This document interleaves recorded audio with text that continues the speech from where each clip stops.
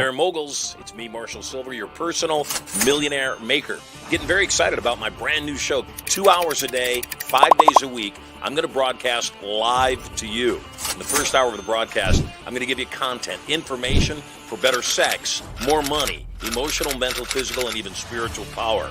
I'll also invite some of my cool multi-millionaire and billionaire friends onto the show to give you more direction, more advice, more strategies and gambits for having it all.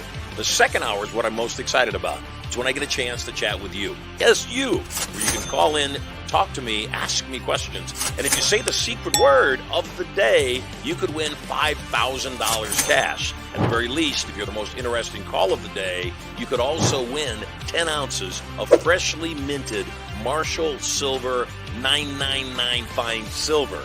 All of that and more.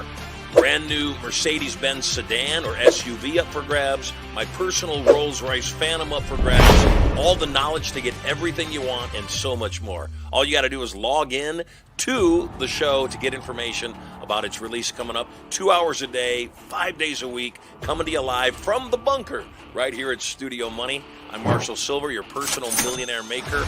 Let me bring in our hypnotist, Marshall Sylver. It's Marshall Sylver, ladies and gentlemen, the world's fastest hypnotist.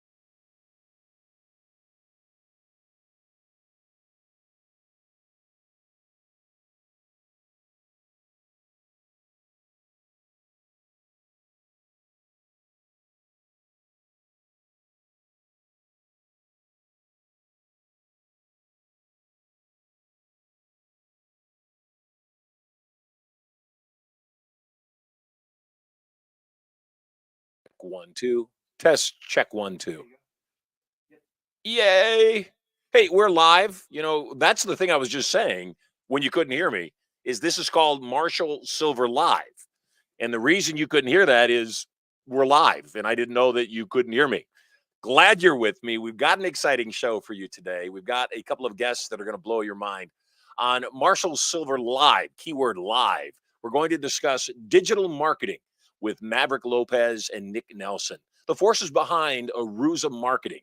As VP of Sales and co-owner, Maverick has played a pivotal role in catapulting Aruza to success with over 11 million in sales while mentoring students to achieve six-figure incomes through innovative marketing strategies. Alongside him, Nick Nelson's visionary leadership has helped position Aruza as a standout in the marketing industry. Listeners today are going to get an insider's look at the strategies that have driven Aruza's success for so very, very long. We're also going to dive into personal finance, real estate investing, career growth in the financial sector, and you'll find everything that's happened inside of this process to be massively powerful. Without any further ado, please welcome to the platform Maverick Lopez and Nick Nelson. Welcome to the show. What's going on? Hey, love the It's all interview. good. Everything happening this morning is exactly what happens in live shows from time to time. My deepest apologies. Nick and Maverick, very glad to have you here. Where are you guys calling in from? So we're currently coming in from Dallas, Texas. Yep.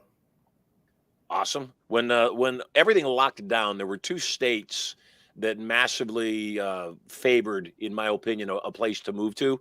One was Texas. The other one was Tennessee.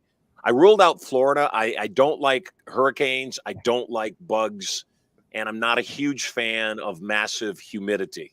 And ultimately, we decided to stay in Vegas, tough it out, while the idiots were making stupid decisions politically.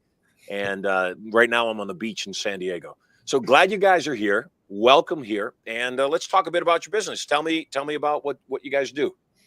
So it's actually in the sector of door-to-door sales. So it was something that we started while we were actually in college. So we started selling door-to-door. So I got to ask a big question. You guys Mormon? No. Already. So We're that would have answered everything, as far as developing a door-to-door sales company. That would have made a lot of sense. But so you guys took the hard path. You did it not because you had to. You did it because you wanted to. Mm-hmm. So tell me more. Yeah. So we were both just hungry college students. I mean, I think just like the natural student that's like craving more, that's just constantly, researching how can I make as much money. We started to realize that, well, I'll honestly, I'll let Nick speak because he started with a different program, and that's kind of where the story starts.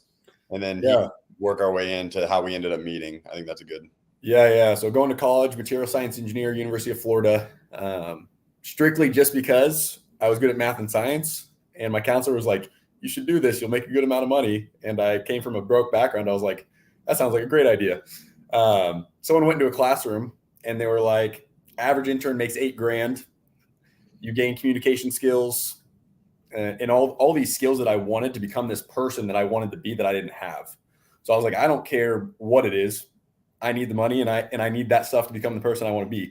So I went out to Mississippi, sold educational books door to door, ended up killing it. I was the number 22 person out of 2,500, not because I had the skill, but because I outworked literally everyone around me. I was working like 90-hour weeks from 7 a.m. to 9:30, just grinding on doors.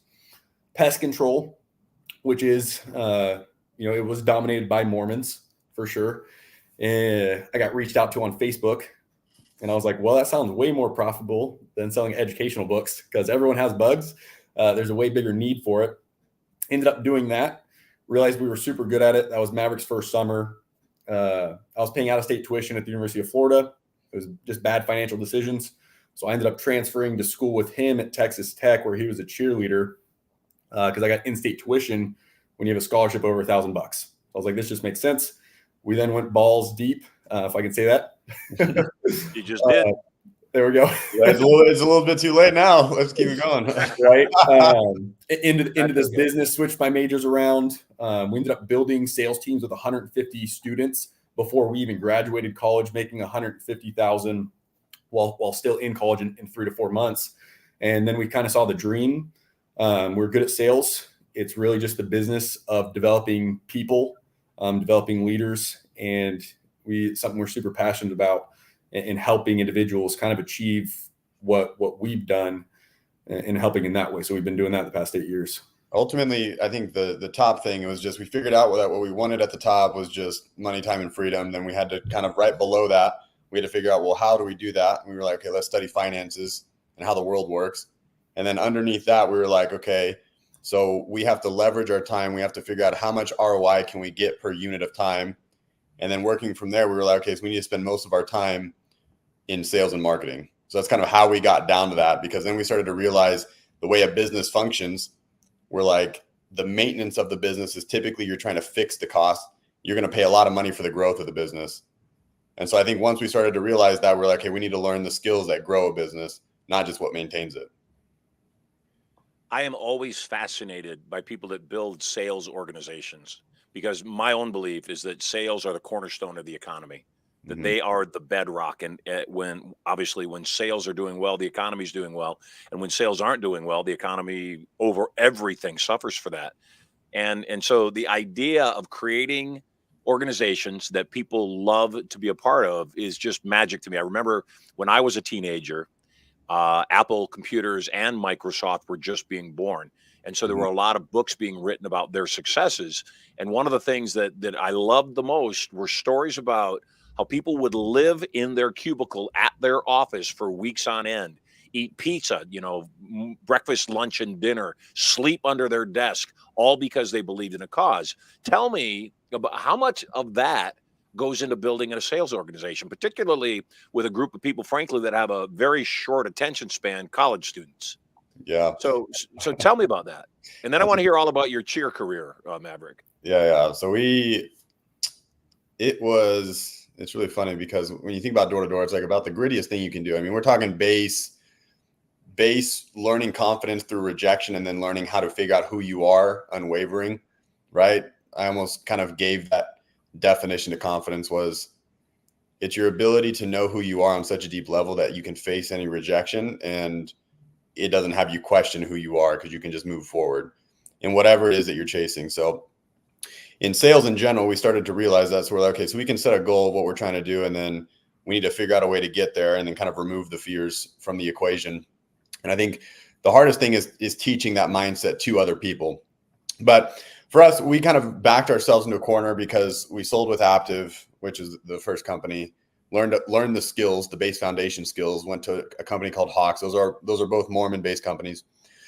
So we've met. I knew there was a connection there. Yeah, we've definitely had hung out with them. fair share of No, Mormons. I'm envious. I think of all the things that religion does for people, the best thing that the Mormon religion does, and there's a couple other religions that do the same thing, is send their people out door to door. Because I would agree, regardless of whether you're selling for God or you're selling Cutco knives, that experience of knocking on doors and being rejected and knocking on the next door and busting your butt from 6 a.m. till 9:30 at night, that is character changing. That's not just a good living. And again, I've had some Cutco salespeople that I swear that if they're not billionaires now, they're gonna be billionaires because they mastered that such important skill set so very well. So forgive me for jumping up and down with excitement that you guys work for a Mormon company. No. I think it's cool because it wires your brain like a certain way. And so it's like there's a specific wiring of like your brain that you need to be able to think correctly almost, if that's, that's kind of a strong way to put that. But there's like a correct way to think in order to reach things. But we then moved into our third year where we had this small company reach out to us and it was like, hey, if you guys do the same thing that you did with your team at Hawks, we'll give you 33% equity in a brand. So we were playing the equity game now, not necessarily just taking, what's called in marketing like an override, right, on the whole sales organization as a whole for bringing the value. It was like, instead, you're going to get equity. We're going to pay you nothing on the team. All of your personal commission is going to be you digging yourself into a negative hole until the branch breaks even. And then once it breaks even, you have to then pay the commission that you paid yourself. So you're saying you were offered a pretty crappy deal. It was a bad deal. It's funny because we look back. Bad deal. We look back at it and we laugh because we're like, dude, we just had no clue. I mean, we were like 20 years old and we were just looking for an opportunity. And young and dumb and looking for some. We look at that now. We look at that opportunity. We're like, they had all the upside with no downside. I was like, that's how they structured that. I was like, they had all the upside. So super smart for them. And I take full accountability. I signed the papers. I was looking for an opportunity. So I think it worked out the way it was supposed to. So we backed ourselves into a corner because if this is also a piece of the deal, we had to do 600,000 in revenue with that team or else we lost all the equity. So that was another. Well, all I can say is, you can say the word balls as much as you want because apparently you have some. Yeah. I mean, that's why. I mean, we backed ourselves into a corner. So we ended up in college the last half of the semester. We were knocking dorms, just like we knocked to sell pest control, selling the opportunity of the internship program, which is the way that we structured and marketed it to learn communication skills, negotiation, that kind of stuff. So we were knocking dorms with donuts, Krispy Kreme donuts, saying the pitch, I have a marketing internship program. I'll give you guys a donut and we can kind of go over the program and see what you think. we were doing that. I was going in front of classrooms at Texas Tech. We'd pass out these cards that had first name, last name, interest level, and then their email. We'd pass it out as they were walking in, and then I would go to the front of the classroom. At the point we actually had a third business partner, but I would go to the front, and with a strong down tone to the teacher, I would say, "Hey, I'm with the school. I run a marketing internship program. I'm going to do a quick presentation. Is that cool?" Super assumptive. So then it was Cameron, which was our third partner at the time, would run the presentation, and then Nick would be in the back. So let me be clear on this. Yeah. Let me be clear on this. You didn't originally have permission from the instructor to go into their class and do this pitch to recruit salespeople, but you acted with confidence as if you did. Yeah. And did you tie a training internship into the school? So we actually put our name in with it was called Higher Red Raider, so that we had at least some sort of ground to stand on. So that was the ground that we were standing on. So that sounds like a roundabout way of saying no. Yeah. Yeah. I would say hard answer, no. But if they did a little bit of digging, dude, yes, guys, I love you. I didn't know much about you, but I love you already. I just love the tenacity and that power. It's so sexy. It's such a powerful thing. It's so charismatic for people to just say, we're grabbing this by the horns. This is what's going to happen. So tell me more. You're in front of the class. You saved yourself a box of donuts, and now you're closing one to many instead of going to the door to door. Yeah. Tell me what happened in the classroom. Well, we were presenting to it, obviously, like what you're saying. We were having a bigger platform at that point. So we were like, we can collect a lot more leads. And I think that was like a different way that we kind of structured the strategy in our head. So, and that what you just described, that idea of going from one to one, knocking on dorm room doors with a donut and getting in front of the classroom where they're required to pay attention. They're not, hitting the bong and watching the, TV or whatever they're doing. That's brilliant. That right there alone had to have multiplied the business 50 times over. Yeah, we ended up hiring a kid out of a classroom. It's so funny. He ended up quitting. So he almost quit his first 3 days. But then that summer ended up being one of the top rookies. He sold like $160,000 worth of pest control, came out a second year, did 1.6 million pest control sales. And then him personally, he sold 330,000. So by the time he was a junior, he was making like 170K in college. And so I remember that was one of the biggest success stories where we really got more conviction, because that's also what it is. It's like you gain this experience and then you build more conviction for it. And you're a lot more bought in on the mission that you're at, like the purpose. But, yeah, I mean, I would say that was like the main kind of stepping stones kind of into that. And then as we've kind of grown, we are now reaching into more online stuff to try to build a bigger platform. I'm starting to understand a little bit more about leverage in different situations. So I'm like, we've learned the sales skills and how to communicate well. And I'm like, now we can start using that to a broader scale online. So we're now kind of working towards that. But was there anything that I missed, Nick? Do you think that there was? Yeah, really. I mean, we just put ourselves in situations where you couldn't fail, right? You didn't have any option. When it was we had that 600,000 requirement, we did that with our third partner, and our third partner did 300,000 of it. Well, 3 months before the summer, he left. So we only done prior like 300,000 before that. So we really had to just go out there and find people to help us and recruit college students for this internship program. And that's what we did. We ended up doing 1.2 million that summer with 10 guys, which was unbelievable, something we've never done before, just because it was like you didn't have the option to fail. And then we actually turned those 8 guys, 5 came back, and then we built to 150 sales reps the following summer from the 5 dudes. So it was that's all selling Hawks Pest Control. So that was actually for Aruza. That's when we got to equity. We then were with Aruza, and we did the 1.2 million with the 8 guys that finished with Aruza. Then that following summer, we've been with Aruza since then. We were towards the beginning of when it was founded. We didn't realize it at the time, but it was a pretty small company. I mean, they were scrapping together the money to even pay us because we were throwing on so many accounts. Something you don't know, right? Like when you're actually doing it. I mean, we had no clue that was happening, kind of on the back burner. We were still young college students. Fast forward 3 years, we ended up doing, 1 to 2 million in that branch. And then we actually sold our equity to that branch for over 7 figures by the time about a year after we graduated college. And you guys are how old now? So I just turned 25. And I'm 26. Lovely. And so this is recent. Yes, that happened actually when I was 23, and he was 2 years ago. Yeah, 2 years ago. 2 years ago. So are you guys now still with Aruza? Mm-hmm. Yeah, so we rolled in half of our equity earnings back into the business. We took half, invested out of the places, and now we're just growing.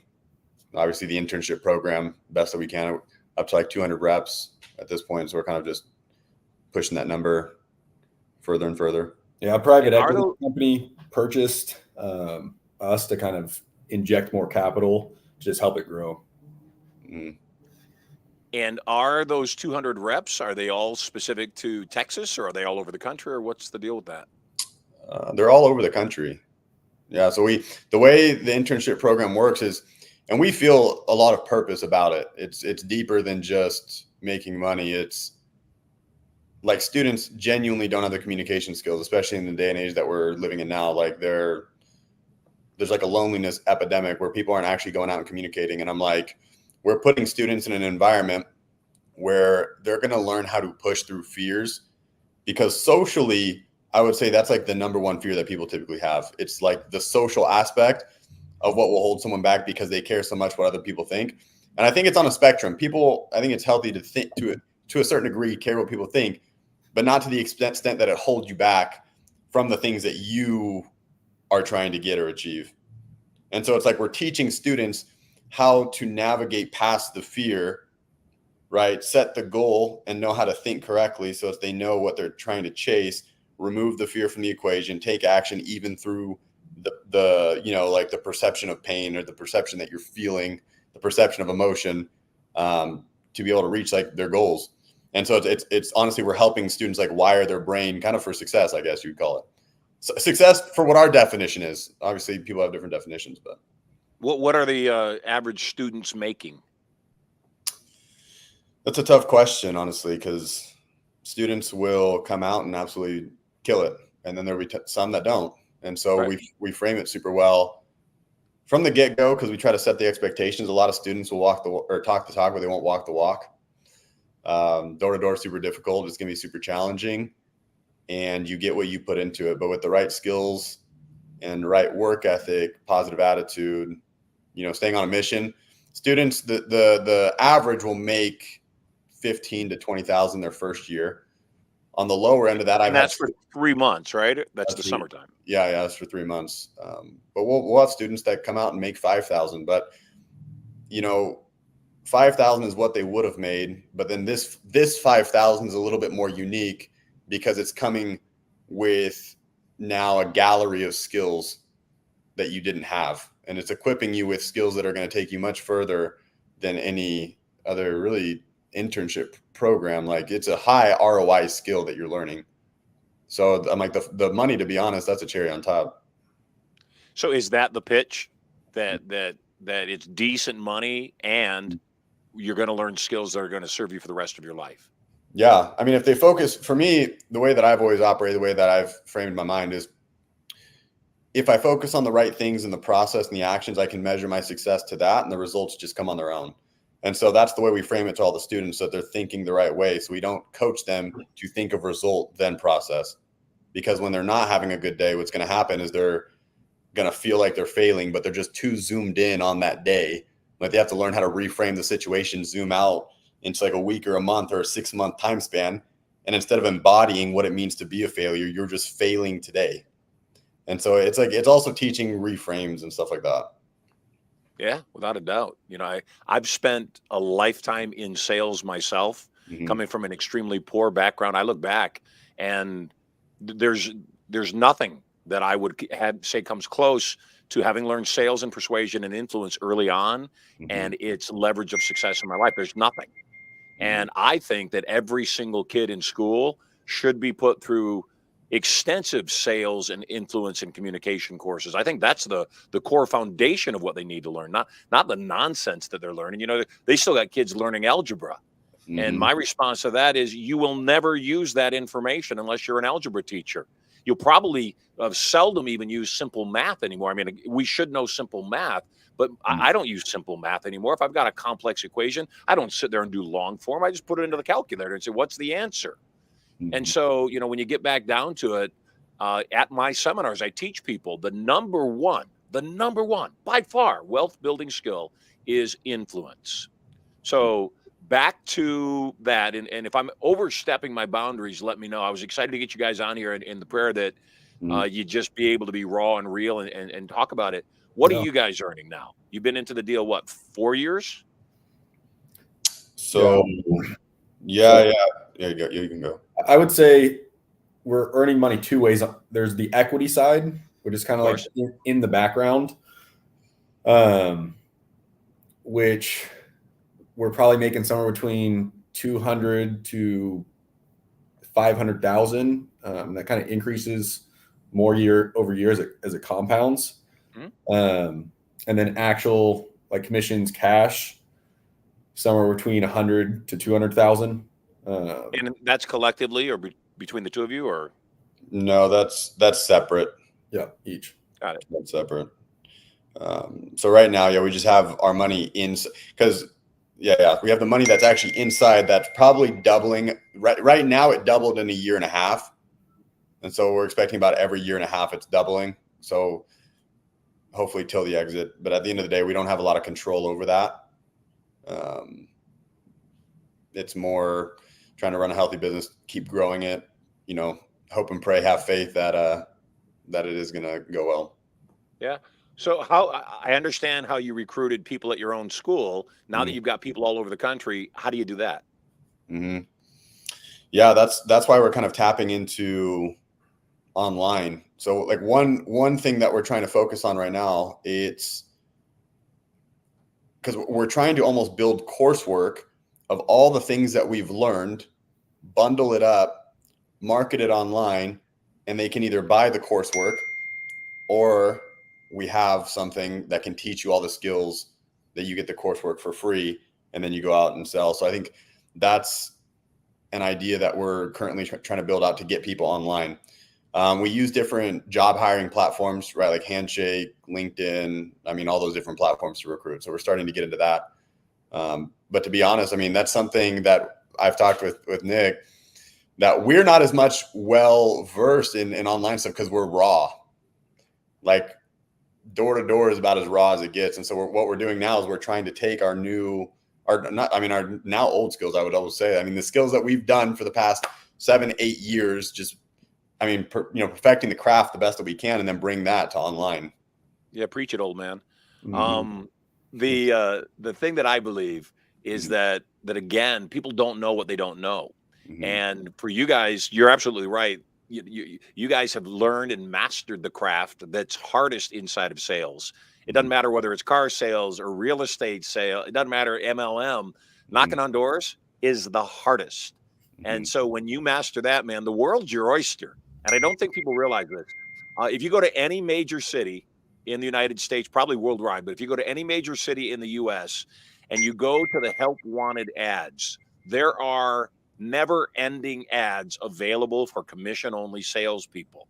And so anybody that says they can't get a job, number one, either hasn't opened up a newspaper, or more than likely just flat out doesn't want a sales job, and particularly a commission-only sales job. I'm a speaker and a trainer by trade. That's what I do for a living. The base of it, though, I'm a salesperson.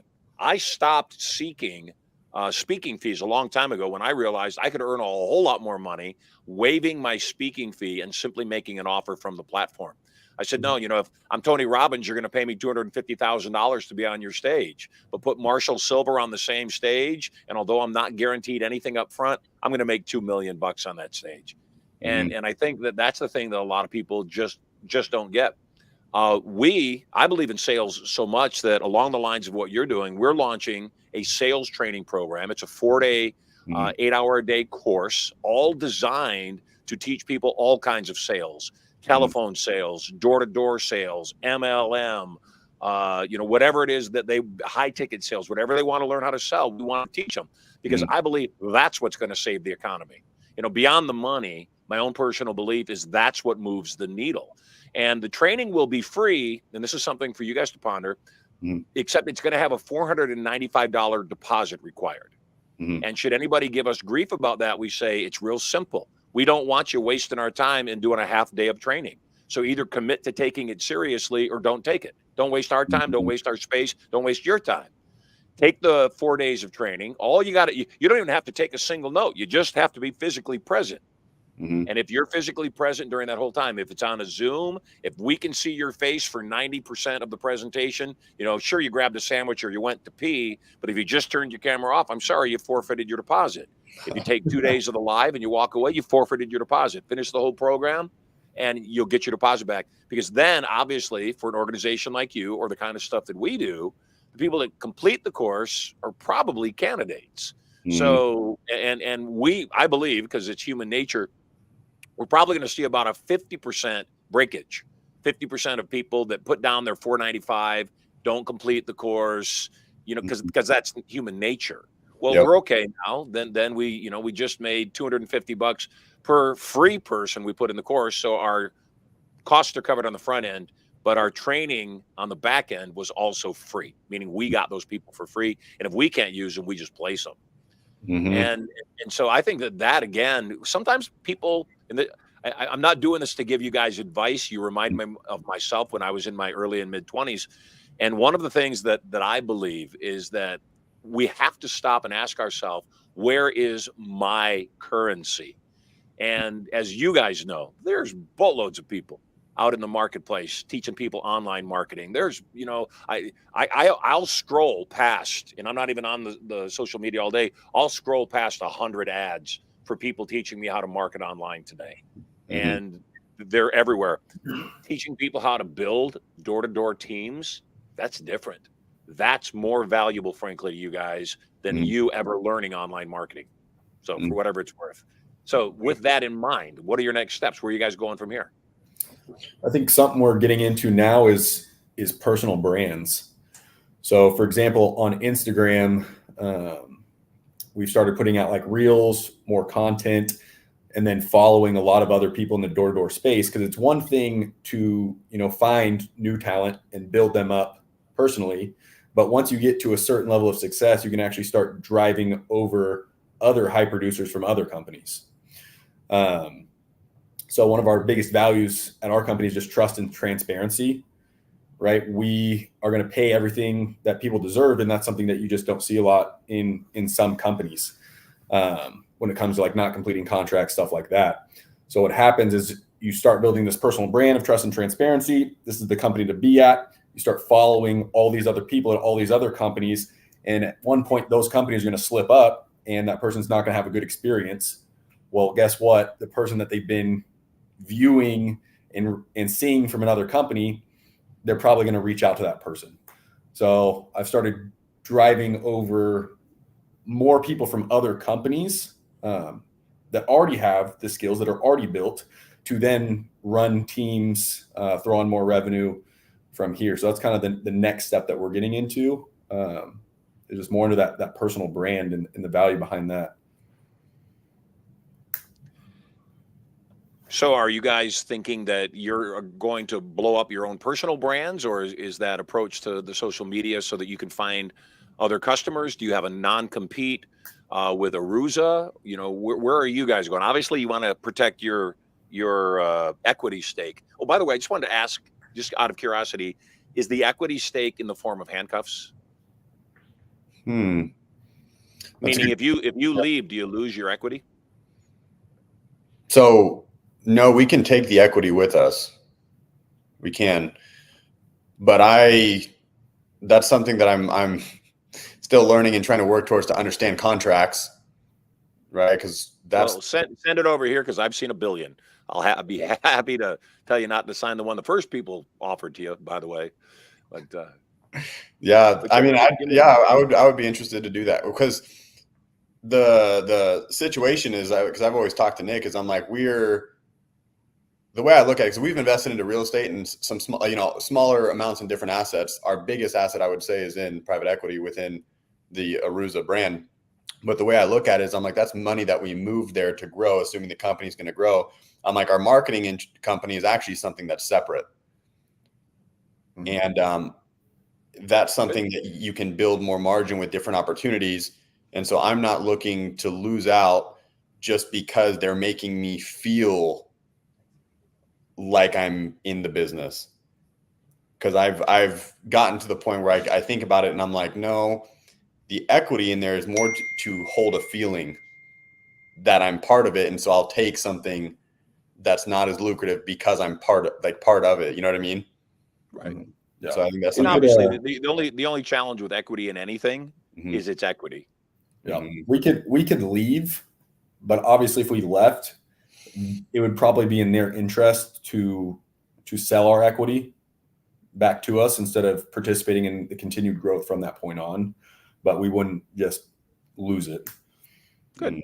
Well, that is a great thing. As you work with salespeople, what are the biggest challenges in helping salespeople ramp up? You know, you had a guy who came on board, was ready to quit after 3 days, and then he ends up being your top producer of that season. Something clicked. What was it that shifted in him? I think the first thing is struggling. We don't want to be put in the position where we're convincing people that they want success. And that happens a lot with new sales reps. And we were wasting a lot of time with those.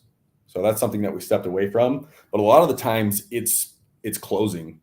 Like the guy Maverick referenced earlier, he bageled and got 0 sales his first 3 days. We went For out those that are uninformed, bageled, it's round. It's a 0. Go ahead. He went out his first 3 days, and then we fixed one thing, and he just started closing customers, get them to say yes or no. And what did you fix? He got 8 sales the next day. What did you fix? He was putting the customer to make a decision without asking for the sale. So he would give them all the information. Wasn't being assumptive. And then he would wait there, and then the customer would be like, I need to think about it or say whatever, right? They're not going to be like, sign me up. So he literally just started saying, you know, are you going to be here tomorrow? Yes. Perfect. My truck's out here tomorrow. Would the morning or afternoon work best? Beautiful. And he started. I love it. I love it. Good. So what's the average ticket?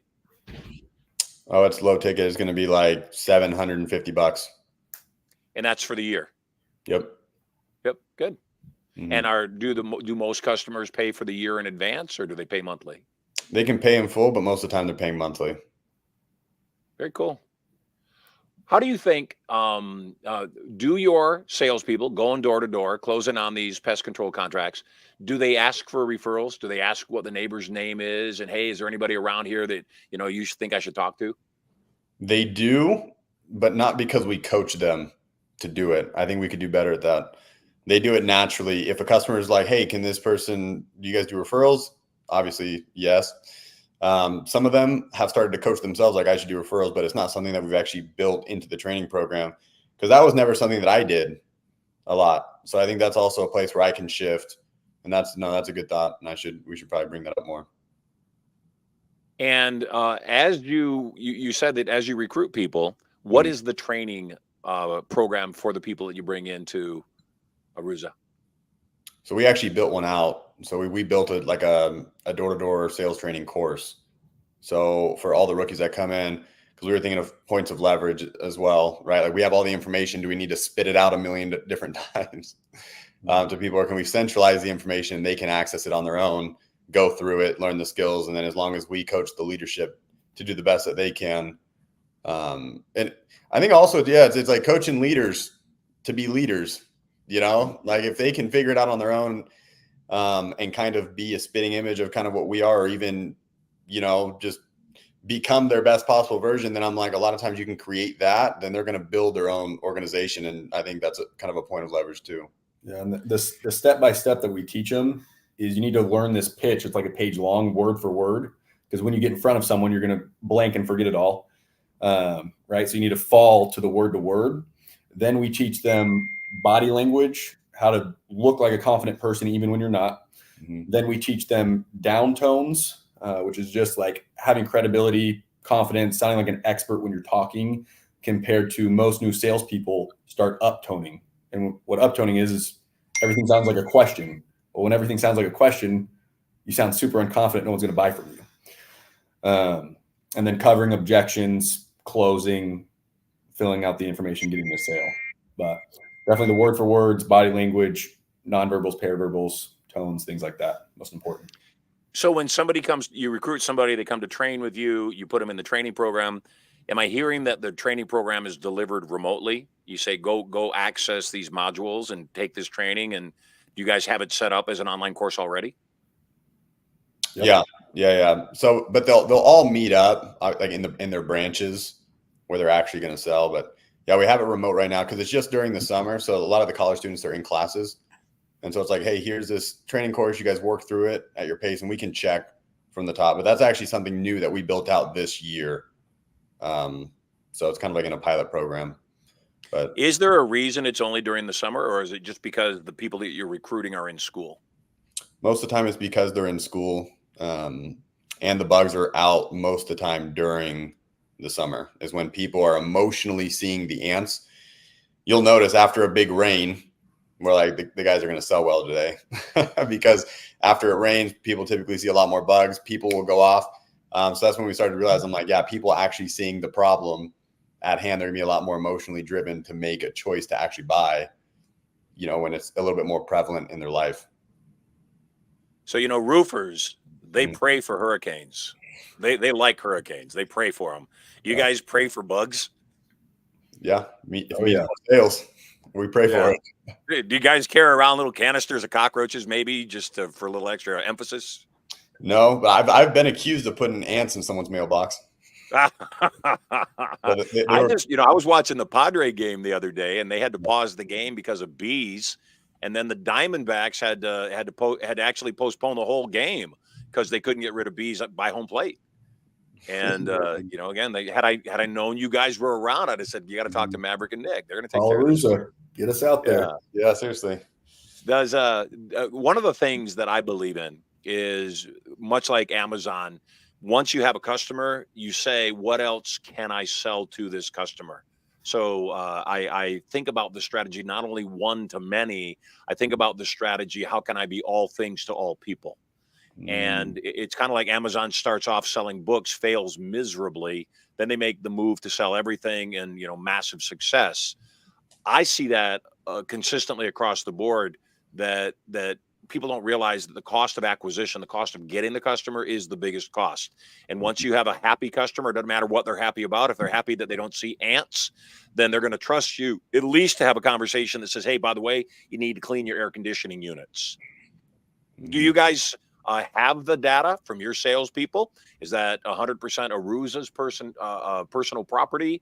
Or do you guys think about, gosh, what else could we sell these homeowners that we have this amazing relationship with? Because I'm guessing the majority of the people that buy your services are homeowners, not renters, correct? Mm-hmm. Correct. Yeah, they're homeowners. And that demographic has already demonstrated financial responsibility. At the very least, they own their house. Yeah. So we don't own that property. We do participate in the upside of upselling them because we have such a large proportion of equity in the entire company. How much equity do you guys have? Sitting right now, probably, I think it was like a little less than $1 million. But for upsells, right, the sales reps, they obviously get paid the most because they are acquiring the customers, and they're generally selling quarterly or bi-monthly pest control, hopefully adding mosquito control on there, which is a separate contract. And they have the ability to sell termites, but they're generally not able to close on as many of those. Then the technician goes out there, and the technician will try to upsell them. Bite of the apple. Exactly. Try to upsell them on termites, etc. We've got campaigns going, trying to upsell them on these stuff. And then we also do like moisture barriers, which are like $20,000 jobs, in crawl spaces and in other home services like that. But we're not direct. Him and I aren't directly getting things from that. I mean, the business is. So it's like we have talked about how can we build deeper rather than so wide, because right now the strategy has been build super wide with more salespeople. But I've had the same thought as I'm like, we get people in the door, you can upsell them on the termite. That's the big thing. That's the big money maker, because it's a lot for the company as well, because they'll retain, right? They're paying monthly just for us to come check, and there's no cost after it's already installed. So building out more like a setter closer program for that, but haven't done that yet. Marshall, you're asking a lot of good questions though. Hey, I'm here to serve, baby. Yeah, that's good. Love it. You guys are in your mid-20s. What do you envision in 10 years? We exit this company with a buku amount of money. We make a good amount of money along the way, build a massive organization. Probably get into something with, I don't know, it's a weird dynamic of like dealing with people creates a lot of people just have a lot of problems, right? And it's a lot of stress dealing with them. So moving towards something where you're not dealing with as many people, creating another business, in 10 years, or starting our own pest control business and doing what we already know, but maximizing that. Or maybe even just leveraging your whole machine and selling higher ticket things with bigger margins and bigger profits. So Yeah. all great stuff. You guys sound like you got the world on a string right now. Good place to be. Before I wrap up, I always like asking some personal questions. You guys are the first two-party guests that we've had on the show since we launched about a month and a half ago. I want to ask you first, Maverick. Yeah. What's your number one, what I call Achilles heel? What's the one thing you say, man, I personally have to work on this area? Yeah, that's good.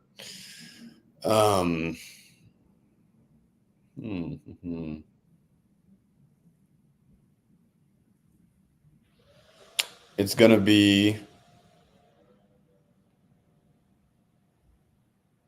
trusting my decisions quicker with more confidence. Good. Even the decision of deciding which it was. Mm-hmm. Good. That's good. I get it. And I think that that's such a powerful thing that, I teach my kids. I've got 3 kids. I've got a 13-year-old, an 11-year-old, and a 9-year-old. And one of the hardest lessons to teach a kid, and I wasn't taught it, is how to lose. How to stand up, swing the bat, and realize I'm okay with swinging and missing. I'm not okay with not swinging. Yep. And again, it's that decision-making process happening quickly, even when we know there's a chance of losing, because there's always a chance of losing. How about you, Nick? What's the Achilles heel? What's the one skill set you say, man, I got to master this. It'll make a difference. I would say being able to hold the line and like draw the line with people in like a positive way, right? Because you're put in a position where people are always asking you for stuff, but you want them to be taken care of. You want them to feel great. But you have to draw a line in the sand and like, this is the boundary you can't cross, and presenting that in a way where, it's not going to create some sort of animosity. That, and then just perfectionism, right? Sometimes I can spend too much time on a task that doesn't have a huge return just because I want it to be perfect, right? All right. So I asked you about the Achilles heels. Fair enough. What are your top 2 qualities? What do you suppose? We've got a lot of young people watching the show right now. They're eager, they're excited, they're motivated, and they're lost. And I'm sure you guys encounter a lot of these people coming out of college or even in college. They just don't know where they want to go. What are your top 2 qualities? I feel a lot of peace, which allows me to have a clear mind and clear vision of where I'm going, so things aren't super mucky in my brain. I feel like it would be vision, which I know is it's like abstract to be like, hey, this is a quality to almost even explain to someone how to get there. But yeah, I naturally just feel at peace. There's not a lot of noise. I can stay true to the actions that I need to take. And the second one, I would say it is just a burning desire to just constantly reach, the next level. But at the same time, feeling peace about it. It's not, for me, you can probably tell in the conversation with Nick and I, we always joke around about it. I'm the why and he's like the what, how it gets done. Cause for me, yeah, it's strong vision and peace. Good. How about you, Nick? Top 2 qualities. that have allowed you to have the success you have right now? Yeah. I think one of them is being able to remain positive in any situation, right? Because life is going to happen to you, and it's, 90% how you react to it. And no matter what's happening, if I'm having the worst day, like I just went out there and had 0 sales, I'll still remain positive, and I'll be able to look myself in the mirror and be like, this is one of my favorite days because I finished this day and I worked my hardest, and I know that I just didn't quit. Right. So no matter what hardship is going on, I'm just going to keep an upbeat spirit. And then probably getting like being task oriented of just getting stuff done. I heard a Darren Daily that Maverick showed me. It was called Spark Speed, right? If something that needs to be done, you don't wait around and have some anxiety and procrastinate it. I immediately just knock it out and move on. So I don't have some huge overwhelming thing over my head that's bearing me down. Just making choices quickly. Mm-hmm. Yeah. So while you guys are different, you're not. Good job. That's a good partnership. Yeah. Any last thing you want to share with my audience before we wrap up for the day? By the way, I've loved this, and I want to chat with you guys off camera. I want to chat with you guys. I've got some insights I think that would be very useful to you, plus some things I want to ask you about what you've done, because obviously building this sales organization, 200 people strong, all from, in due respect, probably one of the tougher markets, college kids, is a major accomplishment. My accolades to you. Any last things you want to share with the audience before we wrap up? Any place they can get a hold of you if they maybe want to come work for you this summer? How do they do that? Yeah. Shoot us. Best place would honestly be a DM on Instagram. So for me, Maverick_Lopez. And then, there we go. And then for Nick. There we go. Nick JP. Yeah, that's Sterling Sylver on the ball. That's what that is. Yeah, you're on top of it, man. Yeah, reach out. We're hiring. Yeah. Awesome, gentlemen. Thanks so much for being a part of the show. You are awesome. And enjoy Texas. I look forward to meeting you in person soon. Okay. See you, Take care, guys. Bye. Awesome stuff. It doesn't matter whether you are 5 or 95 or anything in the middle. It's not too late to get started. And yes, I would echo that part of the success in your life will be determined by how quickly did you make decisions, not even good decisions. How quickly did you make any decision? Figure out whether the decision was effective or ineffective. And then how quickly do you adjust if it's not working the way that you want it to? Let your yes be yes. Let your no be no. You can always change your mind. In fact, you're probably going to, so you might as well get going on the decision right now. I'm Marshall Sylver. You are totally loved. Make it an absolutely awesome day, and I'll see you on the next episode of Marshall Sylver Live. Hey there, moguls. It's me, Marshall Sylver, your personal millionaire maker. Getting very excited about my brand new show coming up 2 hours a day, 5 days a week. I'm going to broadcast live to you. I'm going to give you content, information, emotional, mental, physical, and even spiritual power. I'll also invite some of my cool multi-millionaire and billionaire friends onto the show to give you more direction, more advice for having it all. All the knowledge to get everything you want and so much more. All you got to do is log in to the show to get information coming to you live from the bunker right here at Studio Money. So stay tuned.